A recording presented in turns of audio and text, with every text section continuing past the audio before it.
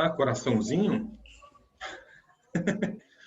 Bom, que bonitinho o coraçãozinho da Vânia. Bom, gente, como a gente sempre faz, a gente sempre faz uma revisão antes da gente iniciar a leitura, né? Para a gente continuar a leitura. Provavelmente hoje vai ser a gente vai terminar o capítulo hoje. Na semana que vem, eu vou disponibilizar nessa semana aí, não é bem um questionário. Na verdade, é mais assim para ter uma noção se a gente aprendeu os conceitos de cada item, porque isso que é muito importante. E esse capítulo é fundamental, no sentido de a gente entender a questão das aflições. Porque se a gente for buscar assim entender a construção do Evangelho, como ele foi disposto, né, os seus capítulos, a gente vê a intenção de Kardec de nos ajudar.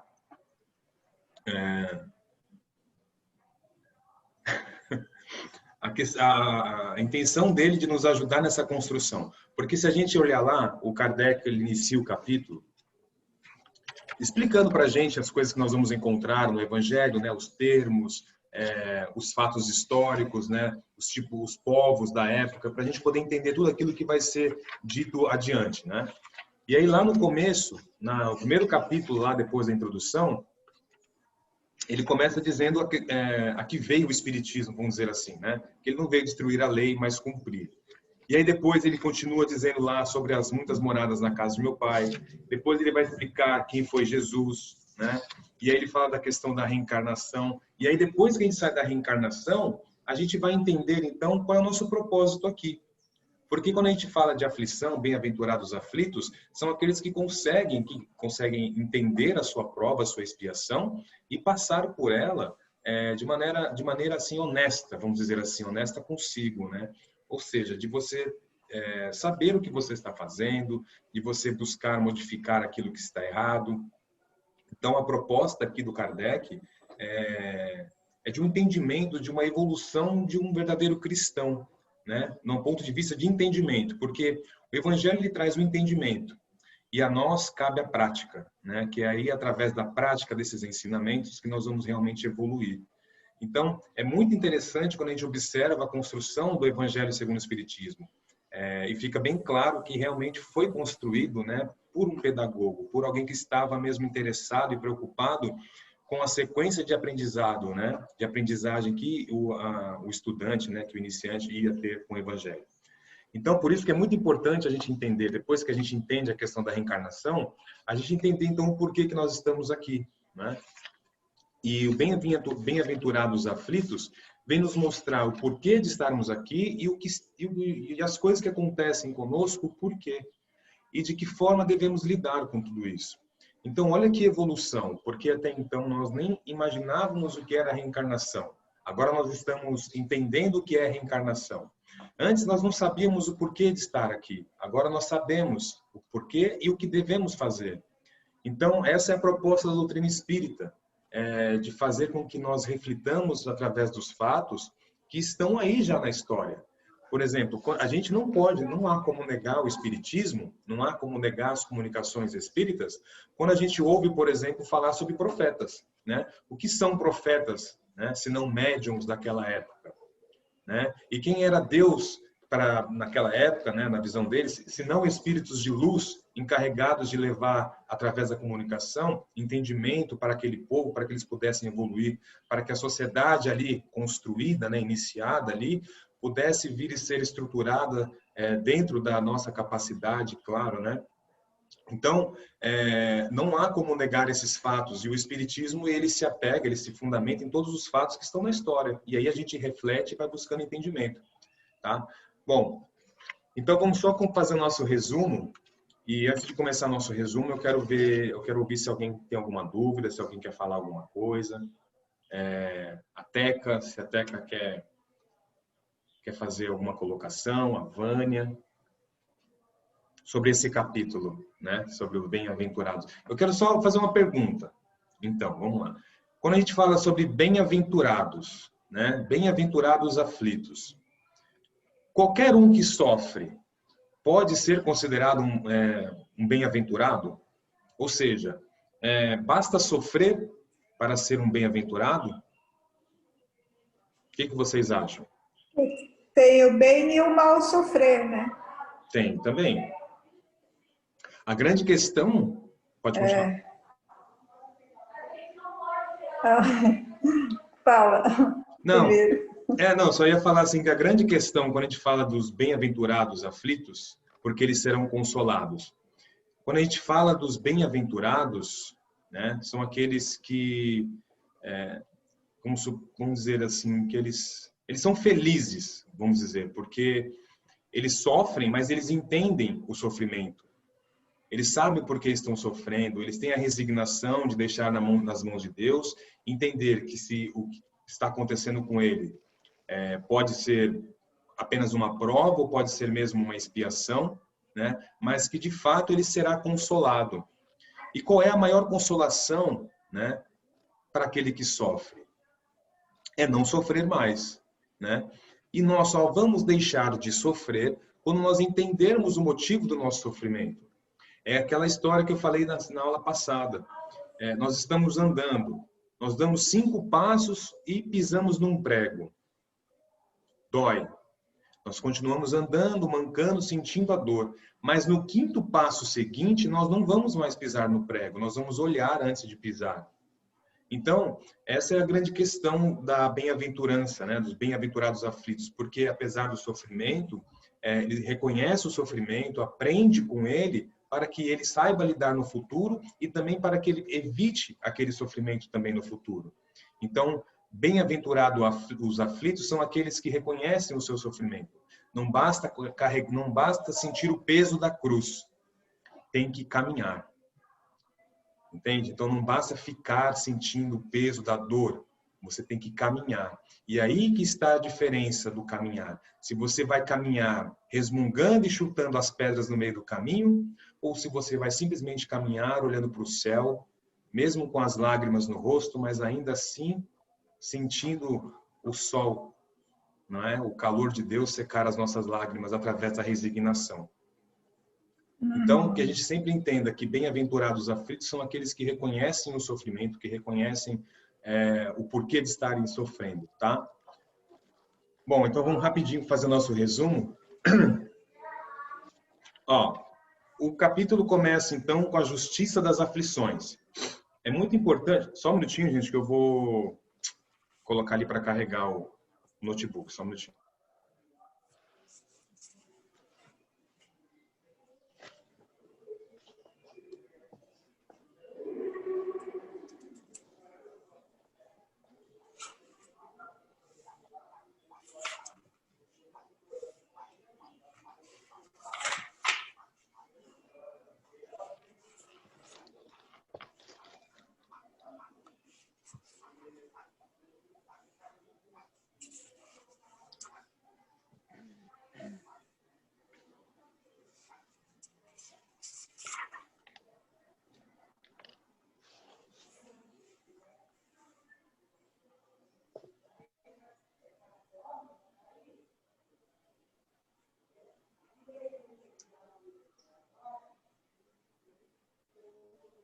Só eu que não estou escutando o Diego? Desculpa, eu esqueci de ativar o áudio. Por isso que eu vi que vocês estavam assim, com uma carinha de interrogação. Escutando. Eu falei, nossa, o que será que eu estou falando?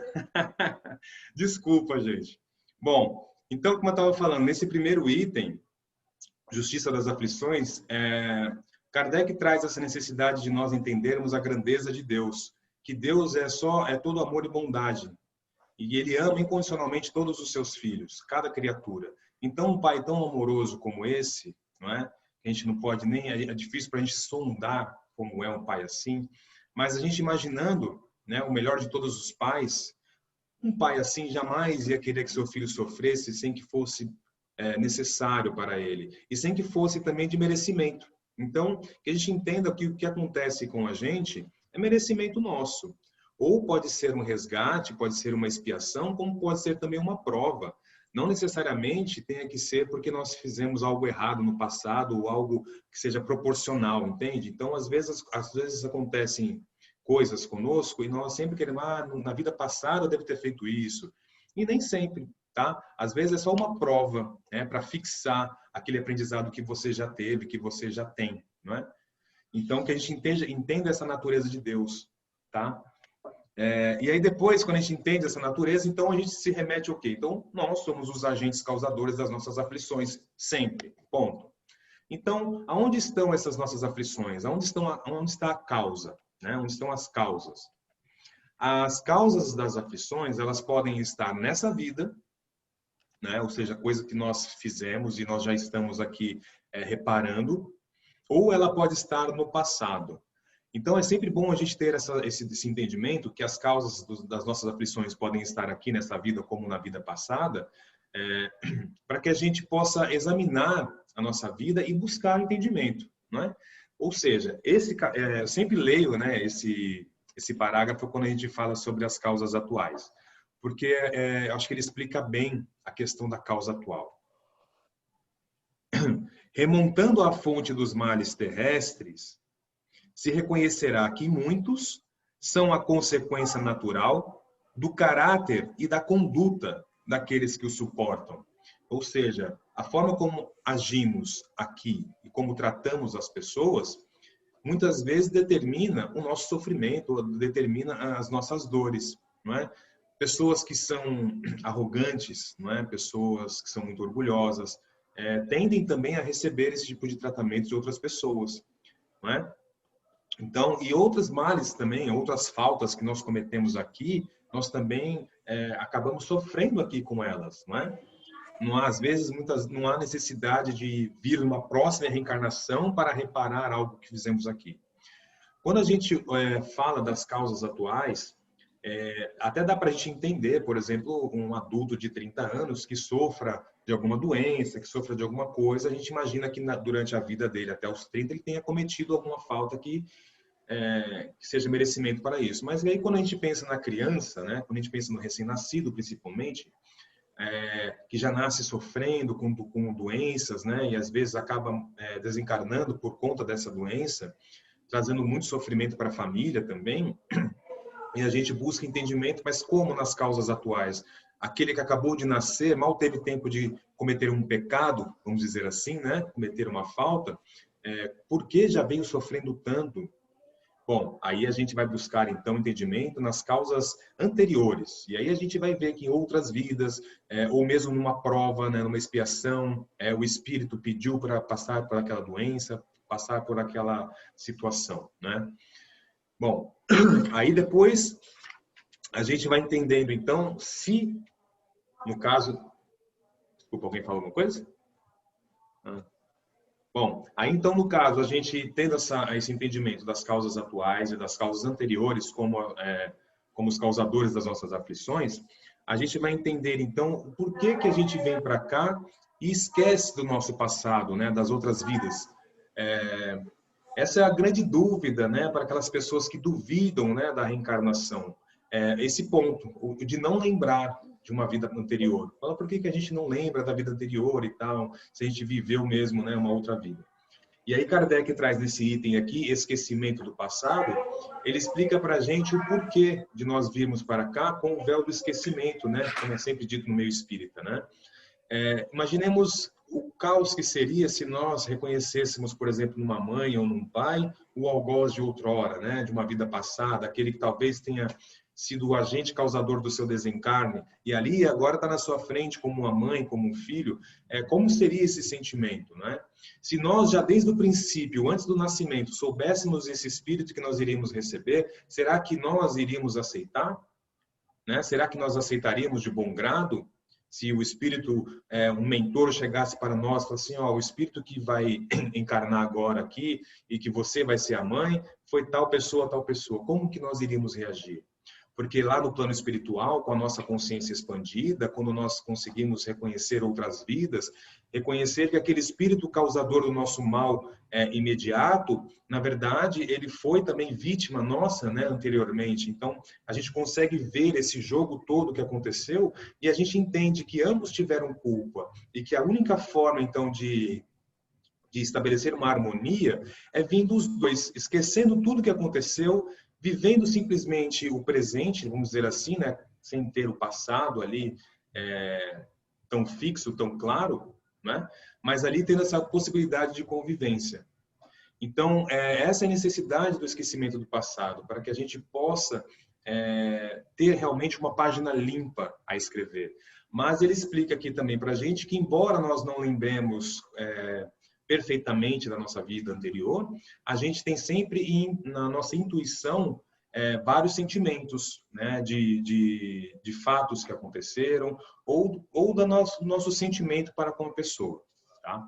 E aí ele explica depois para a gente motivos da resignação, né, o porquê que nós temos que ser resignados. Depois ele fala da questão do suicídio, da cólera, porque normalmente o ápice das nossas aflições, elas tendem a chegar a esse ponto algumas vezes, se nós não tomarmos cuidado.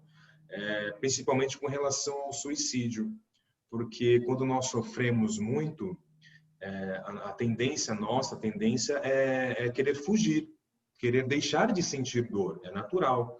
A grande questão é que com a moral desenvolvida, a gente começa a entender que fugir nem sempre é uma boa solução, nem sempre é o que vai resolver. Pode, naquele momento, ajudar a se pensar, a chegar a um entendimento, mas quando se fala em desistir da vida é algo muito perigoso, algo muito triste. As pessoas que cometem suicídio achando que vão se livrar do problema, através mesmo dos relatos dos próprios espíritos que voltam, né, os espíritos suicidas que voltam para contar o seu drama, todos eles são unânimes em falar do arrependimento e falar da dor maior do que a dor que sentiam antes de cometer o suicídio. Então, é um ledo engano achar que através do suicídio nós vamos acabar ou vamos anular as nossas dores, quando na verdade nós vamos ampliar, né? Nós vamos dar mais peso ainda, porque além das dores que nós já carregamos, nós vamos carregar ali ainda a dor do suicídio, porque para um espírito a desistência é muito triste, dói muito, e ainda mais dessa forma, contrariando uma lei divina.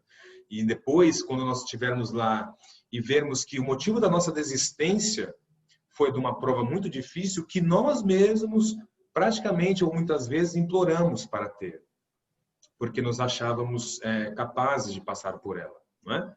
Então, que a gente tenha sempre essa questão da resignação, que nós tenhamos sempre o pé firme no chão, entende? Para que a gente caminhe mesmo em direção ao norte, que a gente caminhe e não desista.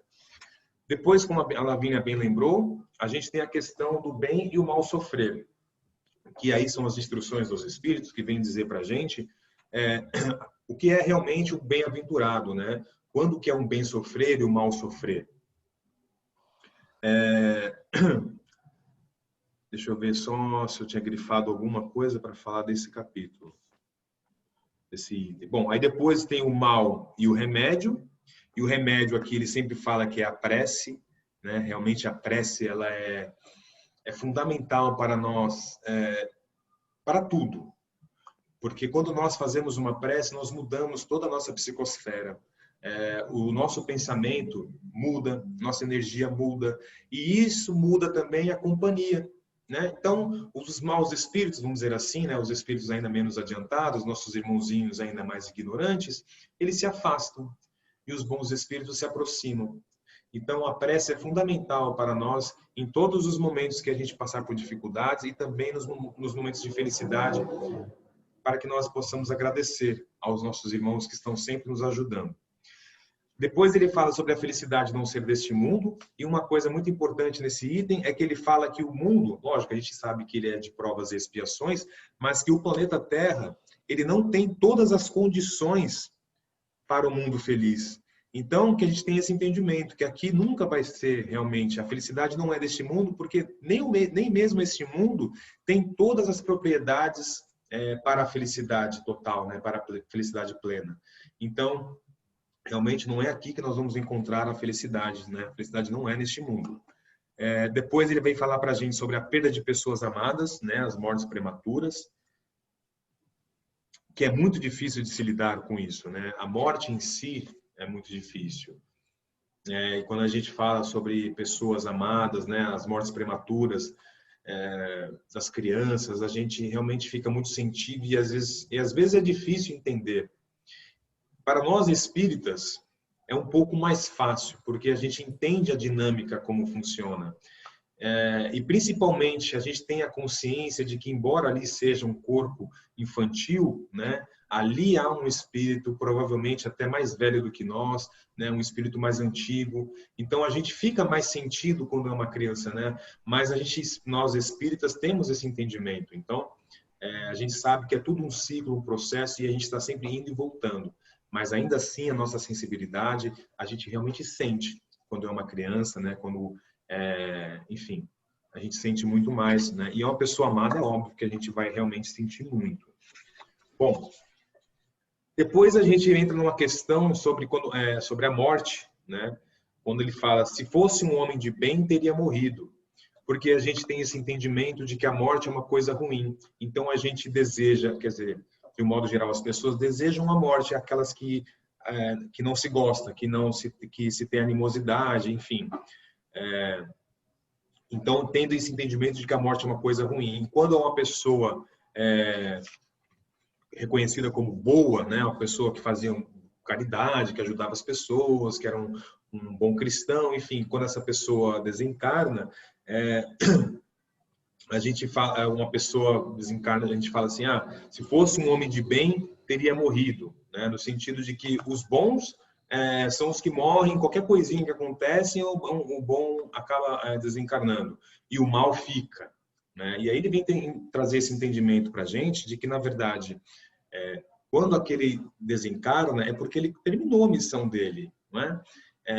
Realmente o que ele tinha para fazer foi feito. Agora, para aqueles que são maus, né, ficar aqui e conviver com a vítima ou com a família da sua vítima, é muito mais dolorido do que desencarnar, né? Para o espírito, porque o espírito ali encarnado, ele sofre também, né? Os bandidos, as pessoas que cometem crimes, por mais que elas tentam se colocar como fortes ali, firmes, é uma maneira de se protegerem, de se defenderem. Mas a verdade é que a lei divina está escrita dentro de todas as criaturas. Pode ser o espírito mais atrasado, ali ainda está escrita a lei de Deus. Então, aqueles que cometeram alguma infração às leis de Deus vão sentir, sim. Por mais que se coloquem como fortes, que se mostrem como pessoas, enfim, elas sempre vão sentir aquilo que fizeram. E ficar aqui, conviver com as vítimas, é dolorido para eles nesse sentido. Então, os bons vão, mas os maus ficam, porque ainda tem que ficar para continuar as suas expiações, as suas provas, e para eles ficarem também é um sofrimento, tá bom? Bom, aí depois ele vem falar sobre os tormentos voluntários. Teca? Bom? O que foi? Não vou ler não, hein? Hã? Eu não vou ler, começar a leitura não. Não, eu só ia perguntar para você, se você lembra sobre os tormentos voluntários? Não, pode falar. Os tormentos voluntários são aqueles tormentos que a gente escolhe, né? Ele coloca assim para a gente, ó. De quantos tormentos, ao contrário, poupa-se aquele que sabe contentar com o que tem, que vê sem inveja o que não tem, que não procura parecer mais do que é. Ele sempre está rico porque se olha abaixo de si em lugar de olhar acima. Verá sempre pessoas que têm menos ainda.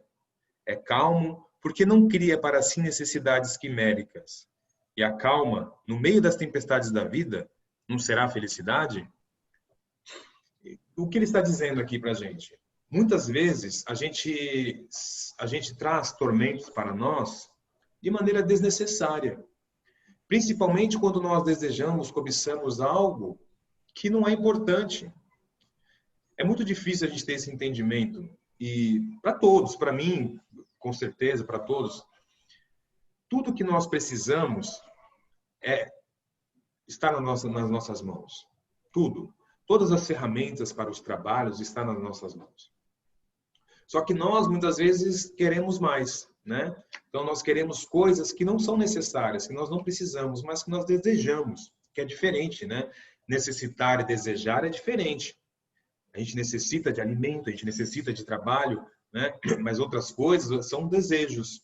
Então, às vezes, na busca desses desejos, a gente acaba atraindo tormentos, né? Nessa busca desenfreada, principalmente quando a gente fala sobre busca da felicidade. Porque a busca da felicidade, né, é algo tão complexo, porque primeiro a gente tem que entender o que é felicidade. A felicidade, ela tem um entendimento para cada um. Cada um enxerga a felicidade da sua maneira. Tem pessoas que a felicidade é chegar em casa, no silêncio, poder sentar e ler um livro. Tem pessoas que a felicidade é chegar em casa e ter 6 filhos gritando, chamando por ela. Não é? Então, e tem gente que felicidade é você ter muito dinheiro para poder comprar tudo ou fazer tudo que quiser na hora que quiser, não é? Ou às vezes felicidade é simplesmente ter um emprego, felicidade, enfim. Viu como é que é? Para cada um, né, tem a sua felicidade. Agora a questão é essa busca pela felicidade. Nós temos que ter uma consciência sobre isso, né? Nós temos que pensar e refletir sobre o que nós estamos buscando como felicidade. A felicidade real é aquela que é imperecível, aquela que não perece, aquela que não acaba, né? Então, se a busca da nossa felicidade está baseada ou fundamentada em bens, nós devemos refletir, né? Porque Jesus sempre falou para a gente sobre o bem maior, que é a caridade, que é o amor, né? Que são os tesouros que os ladrões não podem levar, né? E que a ferrugem não pode comer, não é isso? São os verdadeiros sentimentos, é tudo aquilo que a gente leva para nossa vida, né? Bom, a infelicidade real, e depois a gente falar sobre a melancolia. A melancolia a gente falou também na aula passada um pouquinho, né? Que é essa questão que a gente sente saudade de casa, né? Todos nós sentimos saudade de casa, sentimos saudade dos nossos parentes lá no mundo espiritual. Muitas vezes nós temos um encontro, né, em desdobramento no nosso sono. A gente vai ao plano espiritual, a gente vai à nossa colônia, a gente vai ao encontro dos nossos amigos, familiares, e depois nós temos que retornar, porque nós estamos encarnados. E muitas vezes aí nós acordamos tristes, né, com saudade, e ficamos tristes, e muitas vezes não sabemos nem por quê. Mas é isso, é a saudade de casa, é a vontade de estar com os nossos parentes, né, com aquilo que a gente fazia antes de estar aqui, né? Então, o mais importante é que a gente não se prenda a esse sentimento, que a gente sinta mesmo que nós estamos tristes, mas que deixemos esse sentimento passar, que nós a gente não abrigue esse sentimento dentro do nosso coração, né? Ele tem uma frase que eu acho que eu grifei aqui, ó: crede-me, resisti com energia a essas impressões que enfraquecem a vossa vontade. Essas aspirações para uma vida melhor são inatas no espírito de todos os homens, mas não as procureis neste mundo. Então, quando a gente fala assim da felicidade ou do progresso, a lei de amor, tudo isso está inato no espírito, né? Já nasce com a gente. Mas aí ele fala assim, mas aí ele ressalva para a gente o seguinte: não procureis neste mundo, né? E atualmente, quando Deus vos envia seus espíritos para vos instruírem sobre a felicidade que vos reserva. Então, que a gente não procure neste mundo a felicidade, mas que é normal a gente ter esse sentimento de buscar a felicidade. E às vezes nós ficamos tristes e melancólicos por isso, porque nós buscamos essa felicidade e não conseguimos encontrar o caminho.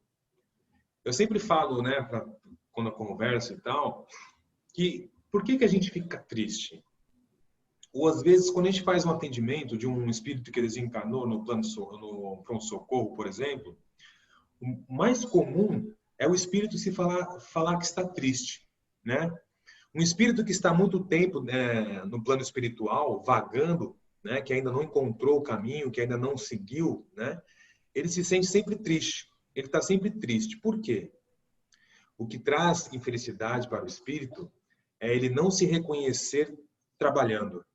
É ele não se perceber fazendo aquilo que ele veio aqui para fazer. Porque quando a gente lê na literatura espírita, principalmente sobre o fracasso, entre aspas, né, dos médiuns, todos eles são unânimes em falar no seguinte: que eles se prepararam muito para vir aqui fazer isso. E no meio do caminho aconteceu alguma coisa. Então, É isso que deixa o espírito triste. Porque ele vem para cá, se preparou muito para ser um médium, estudou, preparou o seu perispírito para isso e vem para cá. E às vezes o medo impede ele de trabalhar. E isso traz infelicidade, porque muitas vezes a própria vida vem cobrar isso, né? Porque é algo que a vida te deu, vamos dizer assim. A gente coloca a vida para ficar um pouco mais fácil. Mas veja, você escolheu ser médium, você pediu. A espiritualidade, Deus, né, aprovou. Houve todo o envolvimento, uma carga energética foi despendida para isso, né? E o universo espera algo em troca, né? Espera que você trabalhe em prol da caridade, que você utilize essa energia para o bem, né? Que você reverta ao universo essa energia. Bom, isso deixa o espírito triste. O espírito, quando sente que não está fazendo aquilo que veio aqui a fazer, tá? As provas voluntárias, né, que são aquelas que a gente escolhe. E a gente vai ler agora, então, a gente vai ler agora, então, o primeiro parágrafo da página 71. Só um adendo sobre os médiums. Adendo? Só um dedo, né? Depois você corta isso na gravação. Tá bom. É por isso que é tão importante a casa espírita ter um trabalho ou algo. É lógico que tem que ser especial com todos, né? Todos merecem atenção, consolo e carinho na casa espírita. Mas para os médiums, somente nessa transição de estudo, de conhecimento da mediunidade, a preparação tão importante para sentar numa mesa mediúnica e conhecer ali, é tão importante porque, como você disse, tem uma probabilidade tão grande de errar, mas para quem tem o conhecimento, essa probabilidade de errar pode se transformar e ajudar esse médium a acertar. Isso é com todos, claro, né? É muito importante para as pessoas ali na casa espírita sempre auxiliar e ajudar, né? Quem está chegando. Mas para esses médiums que chegam confusos, com medo, enfim, só quem sabe entende, né, o que passa na cabeça. É tão importante ter esse acolhimento e essa, não vou dizer o preparo assim, mas algo mais próximo assim dessas pessoas com a mediunidade, porque a comunicação, a gente precisa estar em comunicação com a espiritualidade, né? Os irmãozinhos precisam de médiums, falam médiums bons, né, que na verdade estão preocupados com a melhora moral, né? Não é nem tanto a mediunidade ostensiva, mas com a melhora moral, né? Uhum. E eles precisam desse auxílio para ajudar, porque fala-se tanto do fracasso do médium, mas não se fala tanta cobrança sobre os médiums, né? Isso e aquilo, e eu não sei, né? Em geral, no mundo, todas as casas espíritas, né?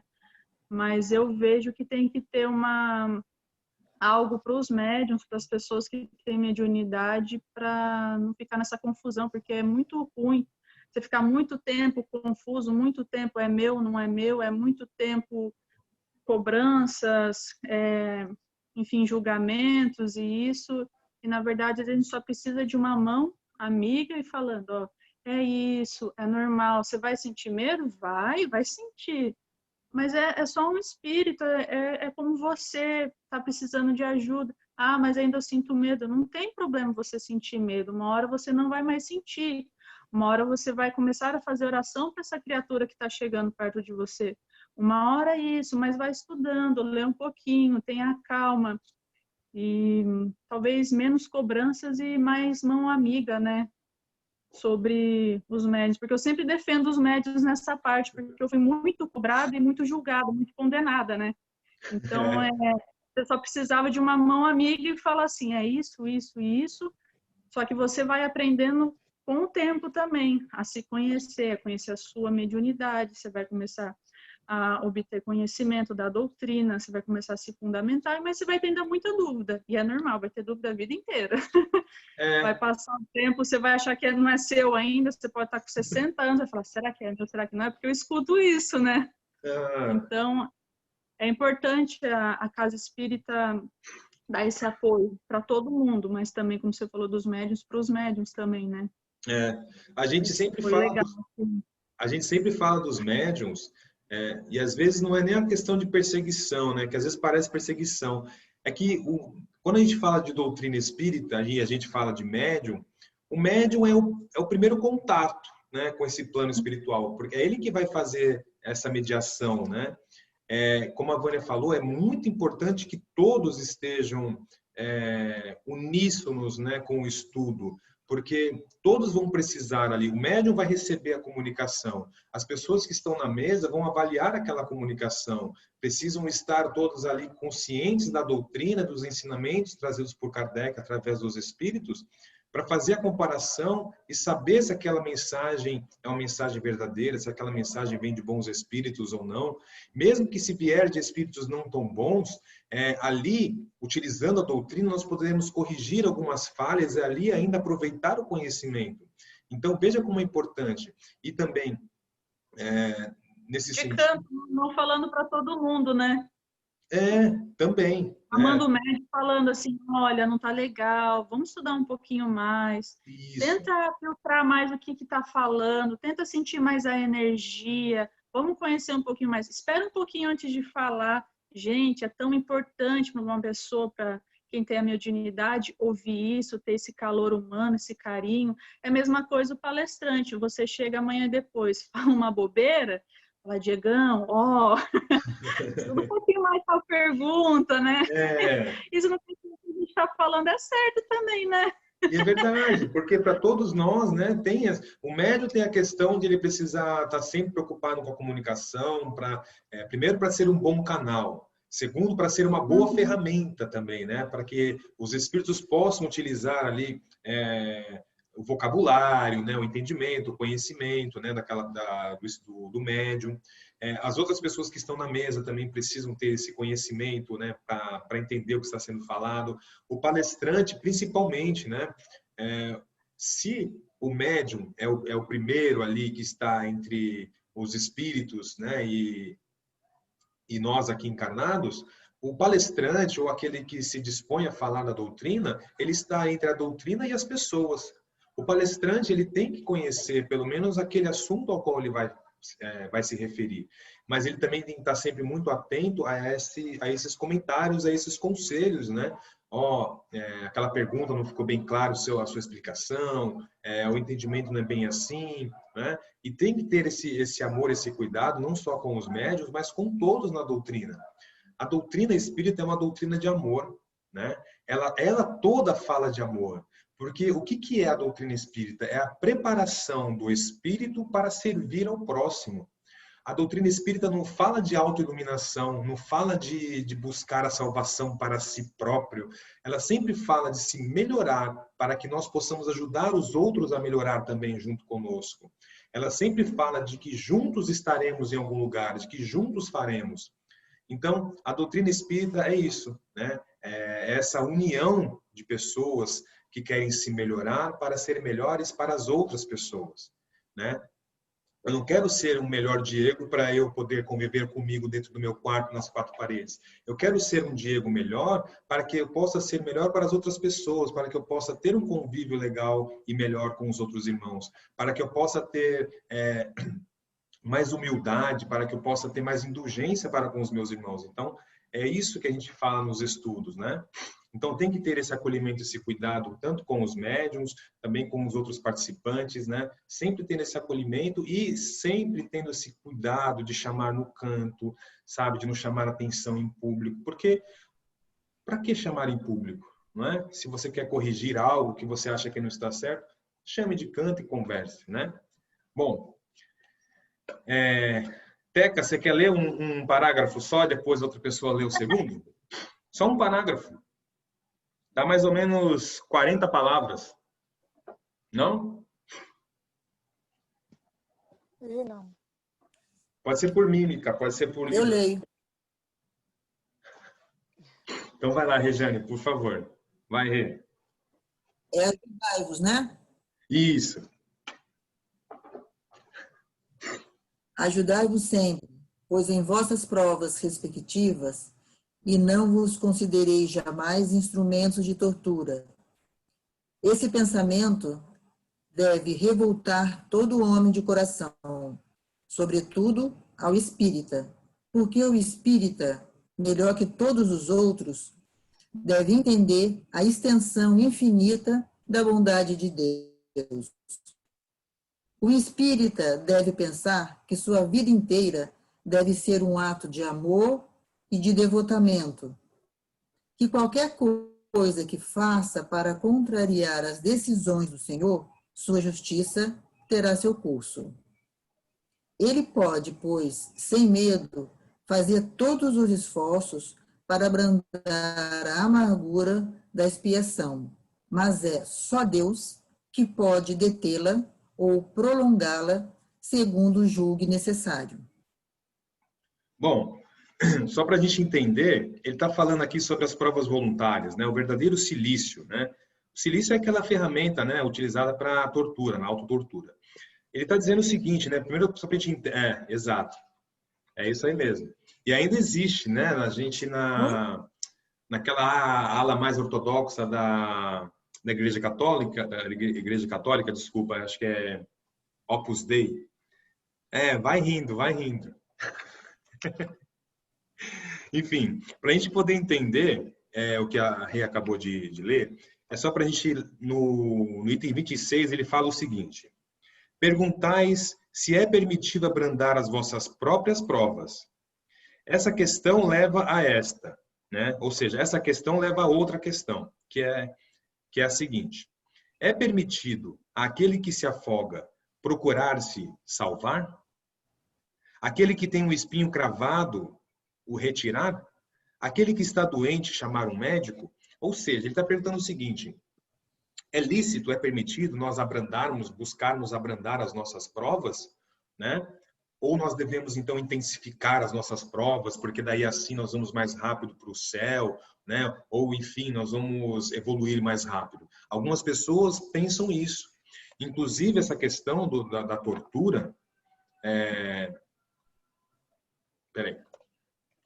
Inclusive, essa questão da tortura, né, da autotortura, é nesse sentido. As pessoas acham que pela intensificação da dor, aquela coisa do flagelo, eles vão reparar algo que fizeram de errado, né, ou vão ficar quites com Deus, ou coisa do tipo, né? Então, tem muitas pessoas que acham que está passando por uma dificuldade e aí quer intensificar aquela dificuldade com o intuito de melhorar, de ganhar mais pontos, vamos dizer assim. E aí, por isso que se pergunta se é lícito, então, abrandar as nossas provas, né? Ou então abrandar a prova do próximo, né? Não tem algumas situações em que a gente vê o sofrimento do próximo e a pessoa fala: ah, não, mas Deus quer assim, Deus quer que ele sofra assim, vamos deixar ele sofrer em paz, né? Vamos deixar ele com a prova dele. E não, está errado. E ele fala justamente nesse capítulo que a releu, principalmente com relação aos espíritas, né? Os espíritas, eles têm uma responsabilidade muito maior com relação à caridade, né? Porque o espírita que se dedicou à leitura, pelo menos uma leitura prévia do Evangelho segundo o Espiritismo, entende a questão da caridade, da beneficência, da abnegação, da indulgência, né? Então, se a gente tem esse entendimento da caridade, a gente sempre vai buscar abrandar a prova do próximo. E aí ele fala o seguinte aqui no finalzinho, que é muito importante, ele fala assim, ó, que a Rê acabou de ler, né? Ele pode, pois, sem medo, fazer todos os esforços para abrandar a amargura da expiação, mas é só Deus que pode detê-la ou prolongá-la, segundo julgue necessário. Ou seja, a nossa ação em querer abrandar a dor do próximo não necessariamente vai livrá-lo da dor, do sofrimento que ele tem que passar. Somente Deus que vai dizer se deve continuar ou se ali já chega, ali já é o suficiente para ele. Então, muitas vezes, nós deixamos de abrandar ou de tentar abrandar a prova do próximo, a expiação do próximo, com esse julgamento, com esse entendimento errôneo, né? De que não, Deus sabe o que faz, Deus está operando, Deus está agindo. Não. Se Deus sempre coloca, né, um filho para ajudar o outro filho, o que nós estamos esperando, então, para ajudar e abrandar? Tanto é permitido abrandar as nossas provas, as nossas expiações, como também é permitido abrandar a prova e as expiações do próximo. Porque essa ação não é determinante para que o sofrimento do nosso irmão termine. Quantas vezes a gente não vê casos, por exemplo, de irmãos nossos que são retirados das ruas, é dado emprego, roupa, comida, enfim, toda a condição para que ele possa continuar a sua vida, mas ele então retoma ao sofrimento, não é? Quantos irmãos nossos que recebem uma oportunidade, mas que ainda não querem, não é? Enfim, todo sofrimento tem hora para acabar, mas quem determina isso certamente é Deus. Deus é que determina o momento certo de se terminar ou não. E, então, nós devemos sempre buscar abrandar as provas dos nossos irmãos. E aí, esse texto aqui, esse capítulo, eu até grifei, porque eu achei ele muito importante sobre a questão nossa como espíritas, né? Qual que é a nossa missão, nosso verdadeiro entendimento, né? Nós que somos espíritas. Porque nós precisamos assumir isso para a nossa vida. Não basta falar que somos espíritas e que acreditamos na comunicação entre os mundos. Isso é muito básico, isso é muito pouco. A doutrina espírita vai muito além disso, né? A doutrina trata da questão da comunicação entre os mundos para nos ajudar, né? Foi para nos ajudar. Certamente é muito importante que nós tenhamos esse entendimento. Outra coisa que ele fala aqui, ó. Então, em vossas provas respectivas, não vos considerei jamais instrumentos de tortura. Esse pensamento deve revoltar todo homem de coração. Deve entender a extensão infinita da bondade de Deus. Então, novamente, aqui a gente se remete ao início lá do capítulo, no primeiro item, né? Quando a gente fala sobre a justiça das aflições, a gente vai entender a natureza de Deus, né? Então, se nós estamos sofrendo, que não é culpa de Deus, não é porque Deus quer, porque Deus é punitivo, vingativo, nada disso. Aliás, se nós estamos passando por um momento de aflição e de dor, é porque alguém nos ama muito, porque está nos dando a oportunidade de mudar. Esses dias eu estava refletindo, né, sobre palestras, sobre esses temas, e me veio uma questão muito forte sobre o que nós pedimos na oração. Quantos de nós, na oração, pede para que a nossa prova, a nossa expiação seja retirada da nossa vida? Quantos de nós, na oração, na prece, pede que a dor seja removida, que deixe de existir? E quantos de nós pede na prece que sejamos capazes de remover nós mesmos aquela montanha? Porque a grande questão é que nós devemos aprender a lidar com as situações. Nós estamos aqui sofrendo e passando por dificuldades para aprender a passar por elas, para não vir a passar mais. É a questão de andar e pisar no prego que eu falei. Então, muitas vezes na nossa prece, a gente pede para que Deus retire da nossa vida o problema. Quando, na verdade, nós devemos pedir força, resignação e entendimento para passar por elas, para aprender com elas. Porque daí só assim nós seremos realmente consolados na nossa dor. A verdadeira consolação para aquele que sofre é não vir a sofrer mais. Esse é o verdadeiro consolo. É saber que sofreu, que reparou, né? Ou que simplesmente reafirmou o aprendizado que já tinha. Então, isso que deveríamos sempre pedir na nossa prece. Que tenhamos sempre força e resignação, que sejamos sempre intuídos pelos bons espíritos para que possamos ter o melhor entendimento e resolver a situação. E não postergar, e não passar para adiante, não deixar para depois, né?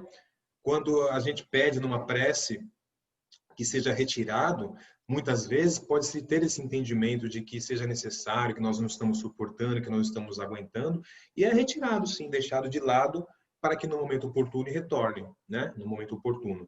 Mas que a gente tenha esse entendimento, que nós vamos precisar passar e aprender. Então, que seja logo dessa oportunidade. E que no momento de dificuldade a gente peça para ter força para passar. E não para que uma força retire isso de nós, né? Que uma força maior retire essa prova da nossa vida.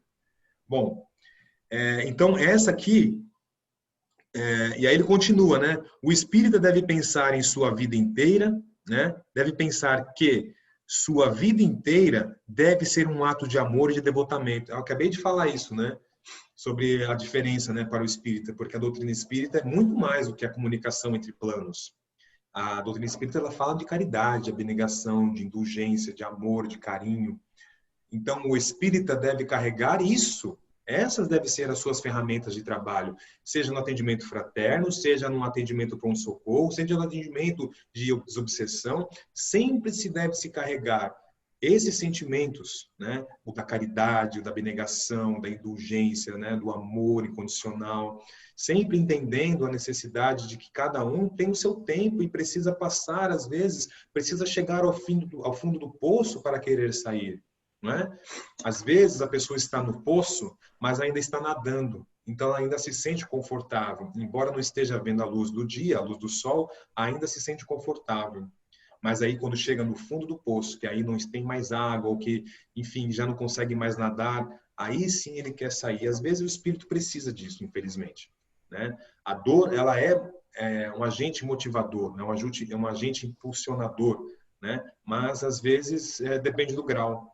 É como eu falo, às vezes a pessoa que comete um erro, a vida vai dar só um tapinha no bumbumzinho dele, ou vai dar só um tapinha na cabeça e está tudo resolvido. Tem pessoas que precisam sofrer muito para entender que fizeram errado, né? Infelizmente.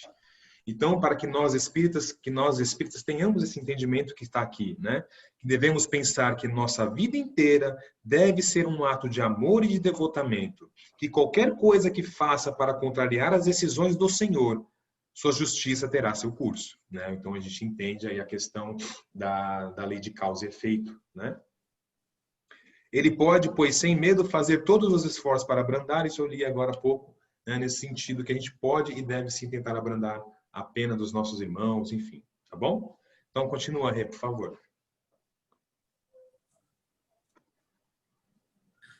Não haveria um grande orgulho da parte do homem em se crer no direito de resolver, por assim dizer, a arma na ferida? De aumentar a dose de veneno no peito daquele que sofre, sob o pretexto de que tal é a sua expiação? Considerai-vos sempre como um instrumento escolhido para fazê-la cessar. Resumamos assim: estáis todos na terra para expiar, mas todos, sem exceção, deveis empregar todos os vossos esforços para abrandar a expiação de vossos irmãos, segundo a lei de amor e de caridade. Isso. Continua? Não, vamos lá. Então ele fala assim, não haveria um grande orgulho da parte do homem em se crer no direito de revolver, né, de tirar, né, por assim dizer, a arma na ferida, de aumentar a dose do veneno no peito daquele que sofre sob o pretexto de que tal é a sua expiação? Então, será que também não tem essa questão do homem, né, do orgulho do homem de achar-se no direito de determinar se aquele é o momento de terminar com aquele sofrimento ou não, né? Ou de determinar se devemos aumentar aquele sofrimento? Uma coisa que a gente entende, por exemplo, não agora, né, mas nos tempos antigos, a questão da tortura para os prisioneiros também havia esse entendimento, né, de que determinado crime precisava sofrer mais para expiar aquele crime, para reparar aquele crime, né? E muitas vezes por isso que se chegava ao entendimento do olho por olho e dente por dente, que se achava então o mais justo, né, que a pessoa sofresse aquilo que fez o outro sofrer, né? Então, mas será que não é um orgulho nosso de achar dessa forma, de achar que nós somos capazes de determinar a intensidade do sofrimento que aquele precisa ou aquele outro não precisa? Então, será que nós não estamos ali querendo nos colocar no papel de Deus? Agora, se então nós não vamos nos colocar no papel de Deus, vamos nos colocar no papel de filho, né? Que é o que nós somos.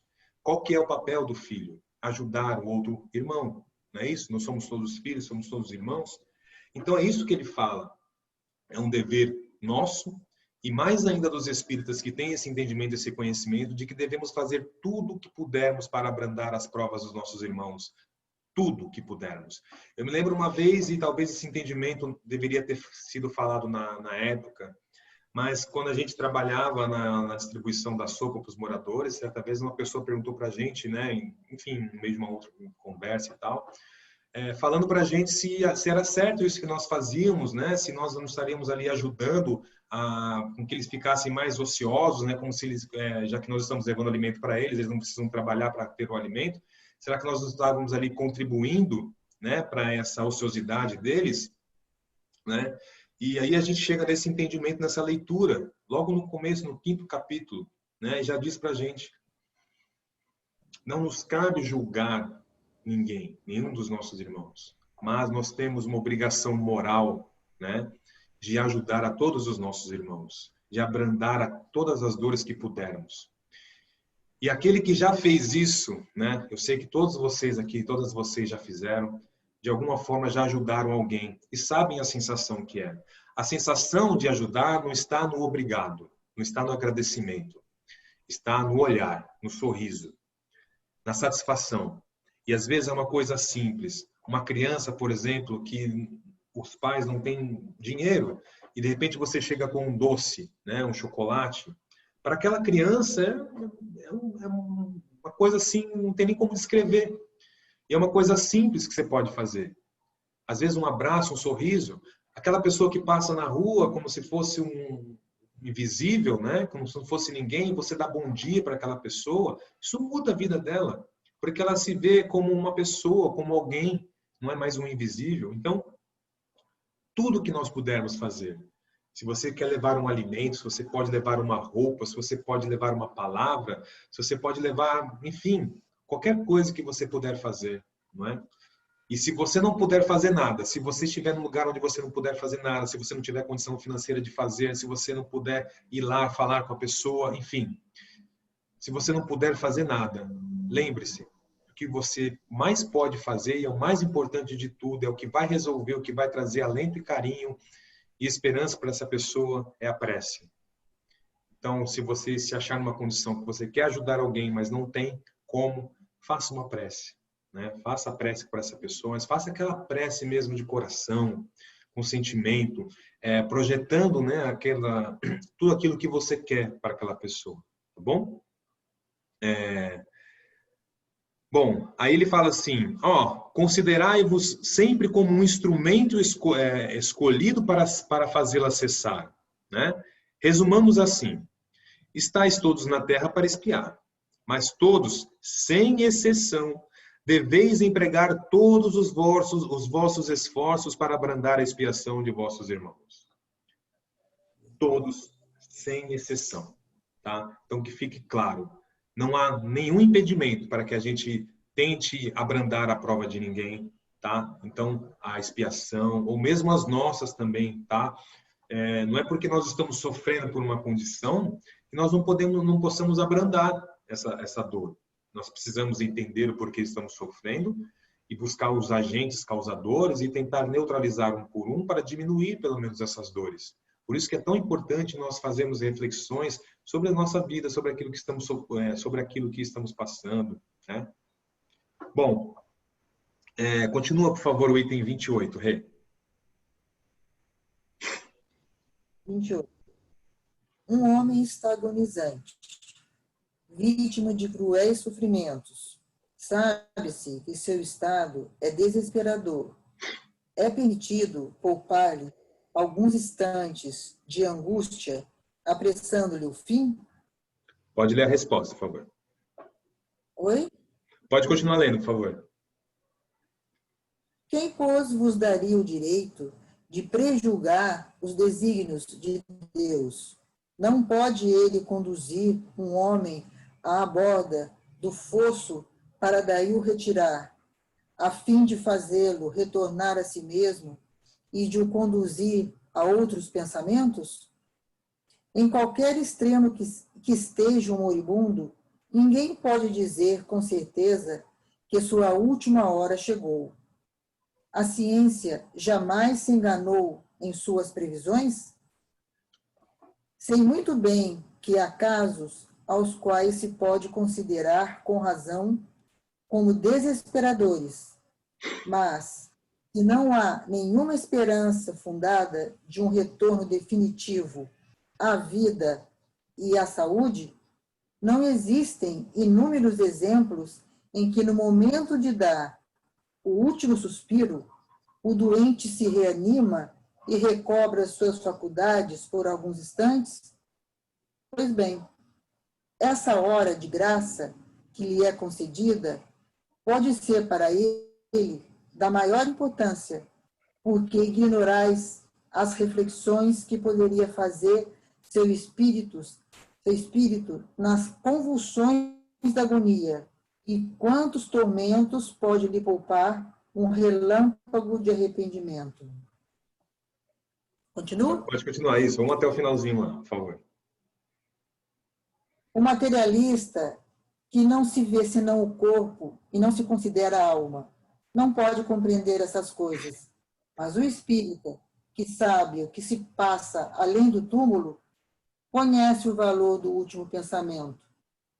Abrandai os últimos sofrimentos quanto esteja em vós, mas guardai-vos de abreviar a vida, não fosse senão de 1 minuto, porque este minuto pode poupar muitas lágrimas no futuro.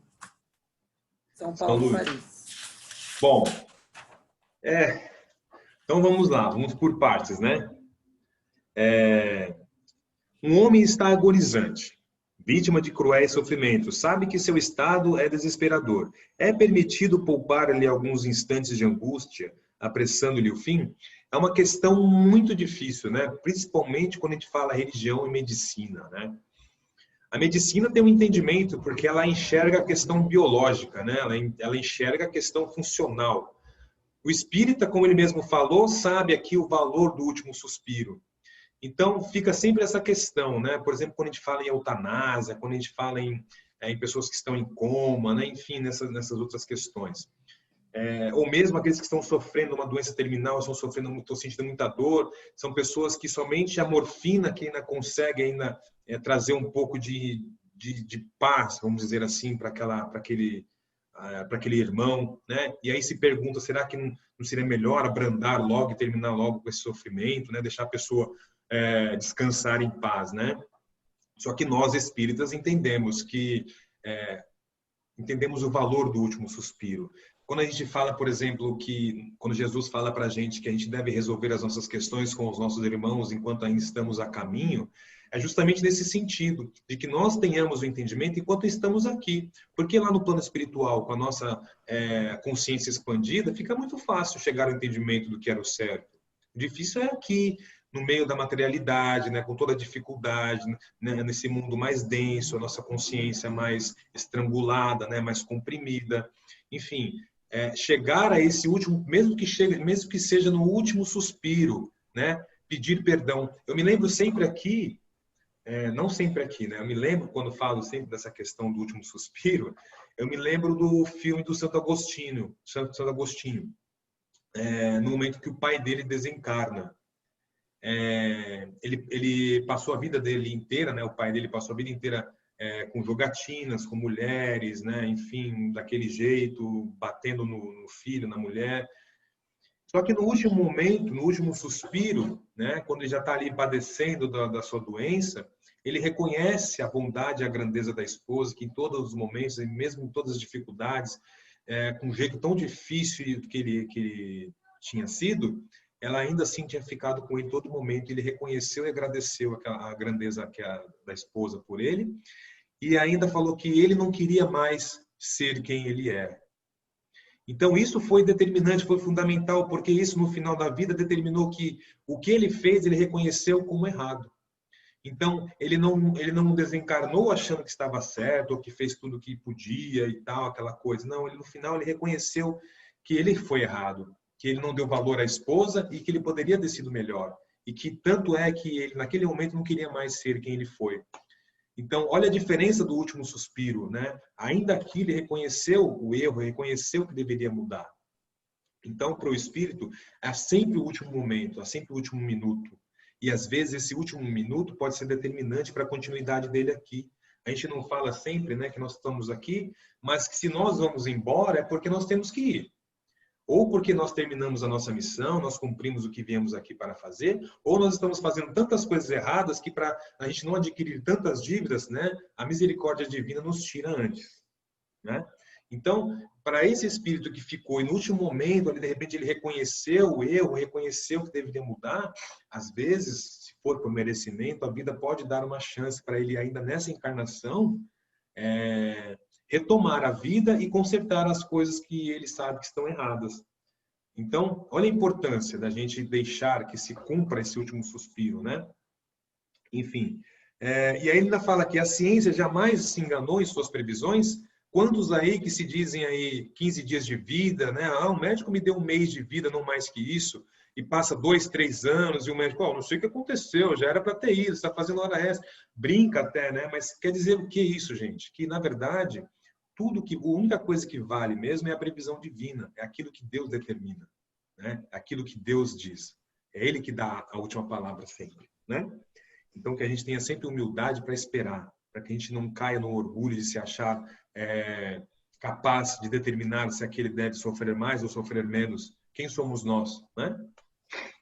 Bom, e ele fala que sim, em muitos casos, né, aos quais se pode considerar com razão como desesperadores, mas se não há nenhuma esperança mas se não há nenhuma esperança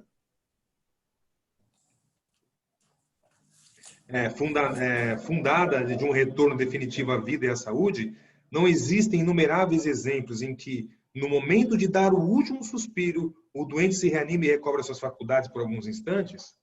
Então, aqui ele está falando da questão, por exemplo, daquelas pessoas que vão desencarnar, né, que já está ali determinado, e que está ali em coma, né, ou está ali inconsciente, está dormindo, mas que um pouco antes de desencarnar dá aquela melhorada, né, as pessoas todas se animam e falam, não, melhorou e tal, e naquele momento ele ganha aquela vitalidade, aquela força, aquela energia, aquela injeção de energia, para que ela possa falar, né, para que ela possa dar o seu último depoimento, vamos dizer assim, naquele momento talvez pedir desculpa aos parentes difíceis, pedir desculpa pelas discussões, enfim, tentar se desculpar ou mesmo se despedir, né?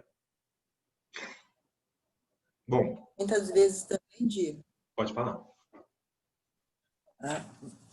Muitas vezes também quando o doente está assim muito debilitado ou em coma e tem essa volta, essa injeção de ânimo, é porque ele precisa se desprender do corpo, mas a família está ali prendendo ele, né? Não deixando que os laços sejam desatados. E acredito que seja uma maneira que o plano espiritual possa fazer para que a família, o vendo melhor, relaxe mais os pensamentos, a ideia, possa até ir embora para descansar, e nesse meio tempo possa ver o desenlace. Exatamente. Isso daí a gente lê e é verdade mesmo, essa questão, né, que os familiares, eles... e é muito bonito, na verdade, né? A gente às vezes não entende, mas imagine, fico até meio emocionado de falar, mas é verdade. Você imagina um paciente numa cama, e aí os familiares, todos eles ali doando aquela energia para ele. Não é por maldade, sabe? Ali o ente querido vai desencarnar, mas a família não quer. E a família está fazendo de tudo para que ele fique. E o que está acontecendo ali? A família está criando ali uma teia de energia, né? Nutrindo aquele espírito, ajudando com oração, com vibração, sabe? É muito bonito isso, né? Eu não consigo ver, mas eu acredito assim, né, que quem tem a mediunidade possa enxergar esses laços, essas coisas, essa energia toda, e deve ser uma coisa muito, muito, muito linda mesmo. E nesses casos, infelizmente, né, tem que ser retirada a família, os familiares mesmo, porque é a única forma. Então, esse espírito, ele tem essa súbita melhora, né? As pessoas se animam. Às vezes todos estavam ali durante horas, ali sem comer, sem beber, ali aflitos. Então, de repente, nessa melhora, então agora eu vou tomar um cafezinho, vou ali no banheiro rapidinho, já volto, dá aquela dispersada, desfazem então esses laços que estavam ali dificultando o trabalho da espiritualidade, né? E aí consegue fazer o desenlace, né? Dos laços que prendem ali o perispírito ao corpo. E ali vão fazendo o processo de desencarne desse espírito. Então, aí quando acontece dos parentes saírem, minutos, né, às vezes até máximo uma hora depois disso, acontece o desencarne, né? Então, justamente nesse sentido, para que haja o afastamento desses familiares que estão ali dificultando o trabalho da espiritualidade, claro, dificultando, mas com amor, né? E também para que, de repente, o espírito que esteja ali possa, de repente, se comunicar, né? Dar o último comunicado, falar. E a gente vê tantas histórias, né? Tantas histórias de pessoas que, por exemplo, falam assim, ah, tal fulano está aqui me vendo, né? Veio aqui, tá me esperando, né? Quando a gente vê naquele filme, por exemplo, acho que A Vida Continua, acho que A Vida Continua, que a menina tem uma mãe que está doente também, né? E a mãe, quando está prestes a desencarnar, ela fala, ah, estou vendo aqui a sua avó, ela está dizendo que veio me buscar. Enfim, isso é muito, muito comum, né? A gente sabe, até a Vânia já relatou isso também, são dos espíritos que vêm nos buscar, né? Quando eu tenho um outro filme também, que eu acho que é A Voz dos Espíritos, uma coisa assim, que também mostra, né, essa cena de ele desencarnando, né, e é muito bonito, porque é assim mesmo que acontece, os parentes, né, a família aplaudindo, né, o retorno dele, né, porque é sempre uma vitória, por mais que a gente não faça todas as coisas que a gente veio fazer, sempre tem coisas que a gente fez bem feito, né, sempre tendo que se orgulhar. E é sempre uma alegria para eles quando a gente retorna, né, então é assim mesmo que funciona, né? Eles vêm mesmo nos buscar e vêm nos ajudar, claro, dentro do nosso merecimento também, né? Muitas vezes eles vêm nos buscar, mas pelo nosso merecimento, pelas causas atuais das aflições, pelos nossos erros, pelo nosso afastamento da luz, nossos pensamentos não sintonizam. Então, o nosso parente está aqui do nosso lado, mas a gente não consegue ver, né? Como no filme Nosso Lar, no momento em que a mãe do André Luiz vai visitá-lo no umbral, ele vê outros espíritos, às vezes não, mas nesse sentido, porque ele está lá, mas o pensamento não consegue sintonizar. Então, tudo merecimento. Então, certamente que a nossa família espiritual está nos aguardando o retorno, mas que nós devemos ter essa preocupação, né, de como nós vamos retornar. Bom? E aí, depois, no final, uma coisa muito importante, ele vai falar também. Cadê? Ele fala sobre o materialista, né? O materialista que não vê senão o corpo e não considera a alma, né? Não pode compreender essas coisas. Mas o espírita, que sabe o que passa além do túmulo, conhece o valor do último pensamento, né? O último pensamento, gente. Isso é tão importante, sabe? Porque quando a gente fala, por exemplo, para onde a gente vai quando a gente desencarna, né? Ué, é só perguntar aonde você fica quando está encarnado. Ué, a nossa vida no plano espiritual é continuidade da nossa vida no plano material.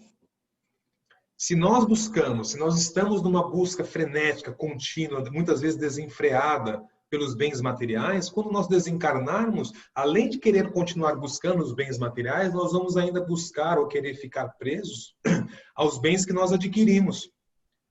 Então, muitas pessoas que passam a vida inteira trabalhando para construir, para comprar, quando desencarnam, elas não conseguem se desapegar dos bens que ela conquistou, porque ela julga como sendo delas. Não, ali é meu sangue, meu suor, cada pedacinho, são horas de noites mal dormidas para construir, isso tudo é meu, fica naquele apego, né? Então, a nossa vida no plano espiritual vai continuar da forma como nós estamos vivendo aqui. Então, ele fala assim, qual que é o nosso último pensamento antes de desencarnar? Né? O que nós vamos estar fazendo? É difícil, né, imaginar, mas se a gente vigia e ora todos os dias, dá para a gente ter uma noção. Né? A maior parte do dia, nós estamos pensando em quê? A maior parte do dia, nós estamos dedicando a nossa energia a quê? Né? Aí dá para a gente ter uma noção, mais ou menos, como é que vai ser a nossa vida no plano espiritual. Não é determinante, mas a questão do pensamento é. Então, a forma como qual é o nosso pensamento central, isso é determinante. O espírito que está com... todos nós temos dificuldades. Difícil caminhar só no centro. Muitas vezes nós nos afastamos um pouquinho do centro, um pouquinho para a esquerda, um pouquinho para a direita, não é? Mas o que vai determinar mesmo a nossa vida no plano espiritual é o nosso pensamento central. Porque embora a gente se afaste, a gente ainda continua nele. E qual que é? Né? Muitas pessoas vivem de uma maneira errada. A sua maneira errada sim, né, naquele momento. Não é julgando, mas eu quero dizer o seguinte. Às vezes o pensamento central da pessoa ainda é o materialismo. Quando ela se afasta do materialismo é que ela esbarra no espiritualismo. Entende? Então o pensamento central dela é outro. Agora, quando você é espírito, o seu pensamento central é o espiritualismo, é o espiritismo, por mais que você se afaste, o seu pensamento central ainda vai ser o espiritismo. por mais que você se afaste, quando acontecer uma coisa errada, você volta para o Espiritismo, porque ali é o seu pensamento central. E ali, dentro do Espiritismo, tem outras variantes, né? Aí você vai falar da caridade, do amor, ou seja, o seu pensamento central é esse, tá? Então, como vocês agora estão agora num sábado, né? Um pouquinho de sono, um pouco cansada, talvez, mas nesse horário estudando, querendo aprender, querendo melhorar. Então, esse é o pensamento central, né? De sempre querer melhorar, de querer buscar praticar a caridade e entender os ensinamentos, né, do Cristo. Bom, Lavínia, você quer ler, antes de você ler o item 29? Vamos ler o item 29. Alguém quer fazer alguma pergunta? Alguém quer fazer algum comentário, de repente, também? Fiquem à vontade. E é muito importante, tá, gente, que essa questão do pensamento central, né? Porque a gente não precisa ter medo do que vai acontecer com a gente quando desencarnar. Algumas pessoas têm medo se vai para um umbral, se não vai. A única coisa que você precisa se preocupar é qual é o seu pensamento central. Se o seu pensamento central é caridade, é amor, tentar se melhorar, não vamos nos preocupar com os nossos erros, com as nossas más tendências, as nossas dificuldades. Porque nós não vamos resolver nenhuma delas ou todas elas de uma vez nessa encarnação. Mas é muito importante que a gente mantenha sempre um pensamento central, né? E que a gente, então, dentro das reflexões, saiba qual é o nosso pensamento central, né? A gente pensa em várias coisas, mas a gente acaba sempre pensando numa única coisa. Qual que é, né? Tá bom? Alguém quer falar alguma coisa? Algum comentário? Ou a gente pode pensar assim, né, Di? Quando a gente for para o plano espiritual, a gente vai fazer uma viagem. E quando a gente vai fazer uma viagem, normalmente a gente faz uma mala. O que nós vamos colocar nessa mala, né? Exatamente. Isso. O que? Para levar para o plano espiritual.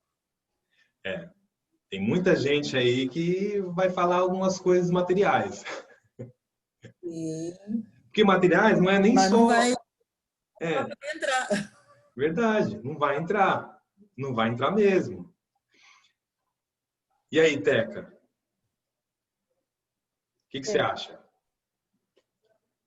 Do quê? O que eu Dessa vou levar? mala. Nessa mala. O que você colocaria nessa mala? Sabe por quê? É que, assim, foi um videozinho que eu vi no Facebook, que era uma piada, mas é uma coisa assim, até pra gente pensar, que a pessoa, acho que a mulher, a namorada, pergunta pro namorado, o marido, se você morresse, né, se pudesse levar duas coisas, o que você levaria? Aí a pessoa falou brincando, o carregador e o celular, né? Aí a namorada fica mó sem graça, não, achou que ia me levar e tal. Mas nesse sentido, né, se você pudesse levar, colocar na mala, né, o que você vai levar para o plano espiritual, o que você colocaria, né? Porque essa mala, ela existe e a gente está colocando coisas nela, por mais que a gente às vezes não tenha essa consciência, porque todo o sentimento, tudo aquilo que a gente está plantando, né, as nossas ações, tanto as más quanto as boas, todas elas estão na nossa mala. Quando nós chegarmos no plano espiritual, nós vamos ter que desfazer essa mala, né? Nós vamos ter que ir lá fazer uma avaliação, uma autoavaliação, e aí não vai ter ninguém te julgando nada, vai ser você, a sua mala e Deus, né? Então você vai ir tirando as coisas da mala, tem coisas que você vai precisar colocar na próxima mala, né? Tem coisas que não ficou resolvida que você vai precisar colocar na mala de volta. Então é muito interessante a gente pensar nesse sentido, de não ter medo de desencarnar, porque desencarnar é um ato comum, desde que o mundo existe que isso acontece. A grande questão é a gente se preparar para essa viagem de volta. Não de esperar, né, de ficar na expectativa de que aconteça, mas de estar preparado, porque pode acontecer amanhã, não é? A gente não lembra da história do fazendeiro, né, que ele estava lá com os silos já todos cheios já de trigo, de milho e tal, e ele já estava preocupado com a próxima colheita, que ia colher, não ia ter onde pôr, ele estava construindo silos muito maiores e tal, e aí fala assim, né, que mal sabe ele que essa noite Deus pedirá a sua alma. Então, às vezes a gente está tentando fazer tantas coisas, e de repente vai embora amanhã. Por isso que é sempre bom a gente estar sempre preparado para essa viagem, né? Preparado no sentido assim, se for amanhã, como é que vai ser? Está preocupado ou não está? É lógico que a primeira coisa que vem, se fala assim, se é amanhã, você já pensa nos parentes, né? Se for amanhã, você já pensa naqueles que vão ficar. É a primeira coisa que a gente pensa. E se pensar assim, tá certo, né? Porque tem gente que já pensa em si, fala, nossa, o que que eu vou fazer? Minha empresa, minha casa, meu carro, o que que eu vou fazer? Minha herança. Então, olha a diferença. Tem gente que já pensa no filho, já pensa no marido, já pensa na esposa, já pensa na mãe, que quem vai cuidar da mãe, não sei o quê, então já está pensando no próximo. Antes É de esse meu pensamento. agora tem Se gente eu fosse agora, era esse. É isso que mostra a diferença dos pensamentos centrais, né? Se o nosso pensamento central é amor, caridade, família, os irmãos, não importa a situação, a gente vai sempre voltar naquele pensamento, né? Agora, se nossos pensamentos são os bens materiais, são as conquistas, né? São as honras, são os títulos, antes de ir, nossa maior preocupação é quem vai ficar com esses títulos, né? O que vai ser feito desses títulos, né? Ou desses bens. Bom, a gente ia ler, né, o item 29, mas eu vou deixar para a semana que vem, né? A gente leu o 29 e o 30, 31. Aí na semana que vem eu vou fazer o seguinte, não vou fazer a revisão inicial, né? A gente vai fazer a leitura. Vou colocar aqui um trabalhinho também, né? Uma coisa bem simples, mais para fixar na próxima aula, e a gente vai responder junto. Então, na próxima aula, a gente termina esses outros itens, faz ali a leitura, né? O entendimento desse trabalhinho da semana, e aí a gente começa um novo capítulo, né? Que será o Cristo Consolador. Esse capítulo é maravilhoso, né? Se a gente... Não digo ficou triste, né? Mas se a gente sentiu essa questão, né, do bem-aventurados aflitos, né, que é tão difícil, né? São tantas as aflições que a gente passa, são tantas formas de sofrer, né? Mas todas com o único intuito de fazer o espírito evoluir, de fazer com que que a gente seja melhor, né? Que a gente seja melhor para o próximo, não é verdade? Bom, alguém quer fazer algum comentário antes da gente fazer a nossa prece de encerramento? Mas melhor falar uma de cada vez, senão vai dar confusão. Quem quer fazer a prece de encerramento, então? A Lavínia. Lavínia?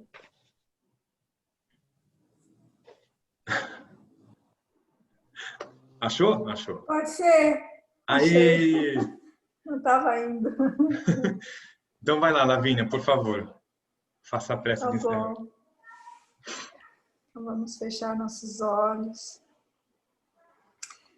Vamos pedir ao nosso Pai soberano, a Jesus, aos bons espíritos benevolentes, nossa gratidão pelo dia de hoje, terminando com esse alimento espiritual, que são os ensinamentos da nossa doutrina, que possamos ser sempre assíduos e perseverantes para o nosso melhoramento e a nossa jornada evolutiva. Que nosso desejo de aprender sempre esteja sempre, que a gente tenha sempre isso presente, né? E também de passar para os nossos irmãos. E pedimos proteção a toda a divindade para nós, para os nossos familiares e amigos, e para toda a humanidade. E nesse momento muito necessitada, do planeta, por todos nós. Que assim seja. Graças a Deus. Graças a Deus. É isso aí. Muito obrigado, Lavínia. Bom, gente, eu quero agradecer a presença de todas vocês. Como eu falei lá no começo, eu vou então colocar o link, né, da aula passada e já vou colocar também o link desta. Se alguém ficou com alguma dúvida, se alguma coisa que a gente falou aqui de repente não estava correto, a gente ouve de novo e conserta. Enfim, tá bom? O grupo também, como eu falei, é nosso. Podem postar o que vocês quiserem, o que vocês, né, lógico, dentro do bom senso, mas o grupo é nosso. Então, fiquem à vontade lá para falar e para conversar, tá bom? Então, muito obrigado a todas vocês e fiquem com Nós que Deus agradecemos. sempre. Tchau, gente. Fica com Deus. Tchau. Tchau. Vocês também. Tchau, Rê. Boa noite. Boa noite. Tchau, beijo. Tchau, Teca. Tchau. Tchau.